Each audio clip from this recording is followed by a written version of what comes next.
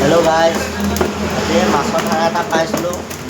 মাছৰ ভাড়া মাৰিবলৈ আহি চব মাছ ধৰি আছে। মাছ ধৰিছে চাব দেই। মই কেইজনীমান ইয়াত ধৰি থৈছে। মাছৰ ভাড়া বেছি দামী ভাড়া নহয়, কিন্তু হ'লেও মাছৰ ভাড়াটো মাৰিবলৈ আহিছোঁ। এতিয়া আপোনালোকক দেখাম আমাৰ ল'ৰাটোৱে কেনেকৈ মাছ ধৰি আছে। চব মাছ ধৰি আছে, মই দেখাইছোঁ আপোনালোকক, ভালকৈ চাব দেই। চাওক, এইটো জীয়া মাছ নিব আজি বিকিবলৈ। জীয়া মাছ নিব, ইয়াত মাছ ধৰিছে। ইয়াত মাছ এনেকৈ মেলি থয়, মাছখিনি ধুনীয়াকৈ থাকে, যি আছে চব। মাছ ধৰাত কিন্তু এক্সপাৰ্ট নহয় সি। এইয়া কেইটামান ধৰি আনিলে। সৰু সৰুখিনি ল'বা নেকি? এইয়া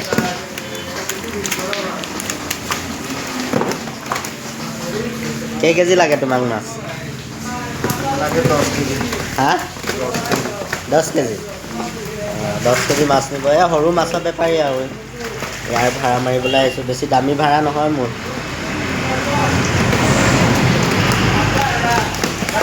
এই চব মাছ ইয়াত আছে। কুহি, মেৰিকা, তাৰপিছত ৰৌ, বাহু, এনেকুৱা মাছ কিবাকিবি আছে। এইটো এটা ইয়াত আছে জাপানী কাৱৈ। জাপানী কাৱৈ, এইকেইটা কুহি, মেৰিকা, কেনেকৈ চবটা আছে দেখিছে? কি ধুনীয়া লাগিছে চাব। আৰু আপোনালোকৰ কাৰোবাক যদি মাছ লাগে, ইয়ালৈ আহিলেই হ'ল। যাক মাছ লাগে আমাৰ এই লবন ঘাটলৈ আহিব। জীয়া মাছ লৈ যাবলৈ পাৰিব আপোনালোকে বিকিবলৈ। একদম মজা মাছ বিকি আছে ইয়াত।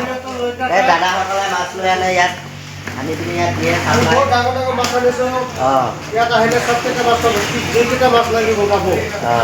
এতিয়া মই আহিছোঁ, আমি টেলকমৰ পৰা আহিছোঁ। মই টেলকমৰ পৰা ভাড়া আহিছোঁ টমটমত। মই লগ পাই থাকোঁ বাৰু, দেখি থাকোঁ।